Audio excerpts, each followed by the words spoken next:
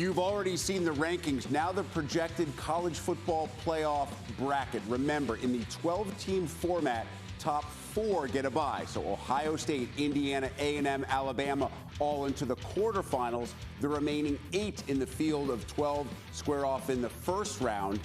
If this holds true, and I guarantee you the only guarantee here is it will not, you could potentially have an Ohio State-Oregon college football playoff rematch.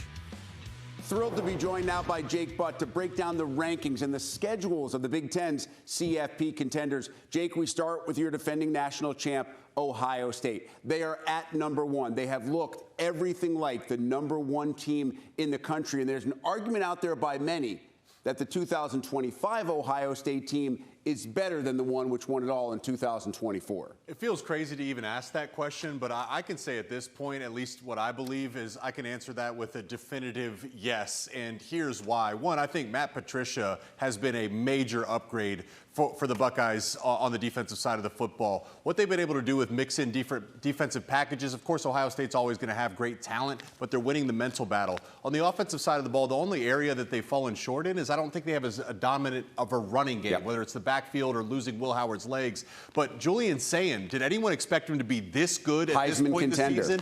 Hartline is coming to his own as a play caller. And then I really think that Ryan Day as a head coach, remember he gave up play calling duty last year, looks like a completely different head coach this year. That's scary for the rest of college football. What's scary for Ohio State, at least has been the last few years, is the last game on the schedule. They are heavily favored this week in West Lafayette. You can see that Purdue game right here, Big Ten Network, very special start time, 1 Eastern, noon Central. Then they're home back-to-back UCLA and Rutgers before the final game of the season on the road in the game. Yeah, and listen, you don't need me to tell you about Ohio State, Michigan, right? We all know about that. But why that game's going to matter is Michigan has a favorable schedule as well. And Michigan, if they win out and handle business, should climb up in the rankings. And what that game will effectively be for Michigan is a win and get into the playoffs and potentially Big Ten championship game. So regardless of where Ohio State sits right now, they need to keep a desperate mindset. But when we talk about the schedule, I also want to mention the games that they played prior to this,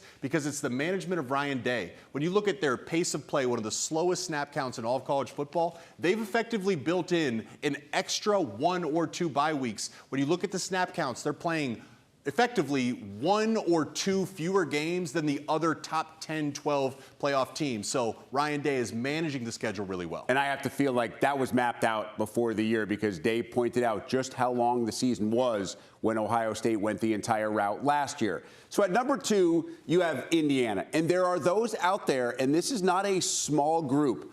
I wouldn't say a majority, but there is a large group of folks out there that believe, based on the metrics and based on what Indiana has done so far, the Hoosiers had a solid case to be number 1. I wouldn't have been shocked, and I don't think Signetti or even Ryan Day would have been shocked. They certainly have a case, 2 top 20 road wins. They also have the win over Illinois. That is an excellent win. Would not be shocked to see Illinois crack the top 25 at some point in the course of November. But more so than anything, has a team been as dominant as the Hoosiers this year? Through all 4 quarters, even Maryland comes out and gives them a nice test. They have a few early turnovers, and yet it doesn't matter, running for 300 yards on the ground. The Hoosiers are absolutely rolling, Rick. Their schedule is favorable, to say the least. As a matter of fact, they only have 3 games left because they have a bye before they play Purdue for the bucket final weekend of the season. Penn State, Wisconsin, Purdue, Jake, they all have one thing in common. None of these teams have a single Big Ten win to their credit this year. Yeah, well, listen, it's any given Saturday, right? In Penn State, I still at least believe that team is littered with NFL talent. They played Ohio State really competitively. But if you just look at the schedule through the context of what you're saying, the context, the lack of conference wins, that matters for the Hoosiers, because where they fell short in the back half of their schedule and into the playoffs, they weren't healthy. Right now, they're a little beat up. Fisher, Surratt, some of their key players. And for Signetti, he's going to need to find a way to get those guys healthy. So that might be taking an early lead and getting your key players out so they can be healthy when it matters most in the postseason. There have been a lot of games the last couple of years where folks have said, well, maybe this is when Indiana should be on upset alert. Sig finds a way to motivate his team. We heard it last week. They go and beat Maryland, I should say, by 45. Now, Oregon was number 6 in the 8 people. They're number 9 according to the College Football Playoff Committee. They haven't been dominant, with a few notable exceptions this year. What do you think the committee's ranking of Oregon tells us about what they think of the Ducks' body of work to date? I think what they're telling us is they're a little bit uncertain right now, and I think that's fair, honestly. You know, I personally believe that Penn State win deserves much more credit for the Ducks. I think the Penn State team that we see today is much different than the Penn State team was when the Oregon Ducks beat them. And then obviously you look shaky in a downpour against Wisconsin, coming off of a long road trip back from the Rutgers game. But the truth is, and we're going to pull up their schedule as we've done, they have plenty chances to prove it, starting this weekend with a road test against Iowa. So they have 2 road tests. They have Iowa this weekend. They're at Washington to finish the regular season.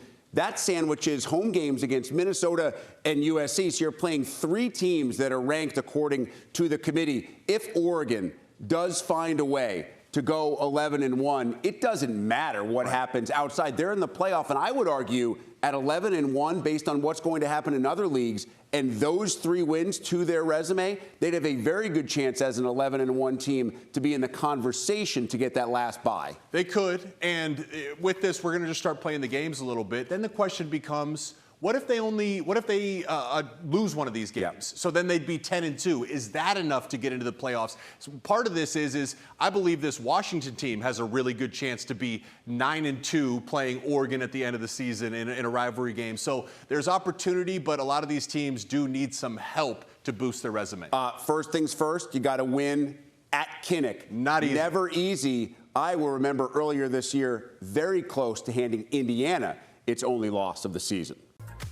The Big Ten, for the first time ever, has 7 teams in the CFP rankings. We discussed at length those inside the top 10: Ohio State, Indiana, and Oregon, USC, Iowa, Michigan, Washington, all inside the top 25, but work to do to get inside that all-important top 12. We look now at the work that is in front of those 4 schools, rejoined by Jake Butt. All have 2 losses, a few out-of-conference losses, which could come into play here. USC and Iowa with remarkably difficult November schedules. Michigan and Washington with difficult games to end their regular seasons, but favorable matchups leading up to that final weekend. Yeah, these are 2 different paths for the left teams versus the right teams. And I think for Iowa and USC, what stands out is these 2 teams play each other, and then both of these teams play Oregon. That's great opportunity. It's also more opportunity to lose and fall short.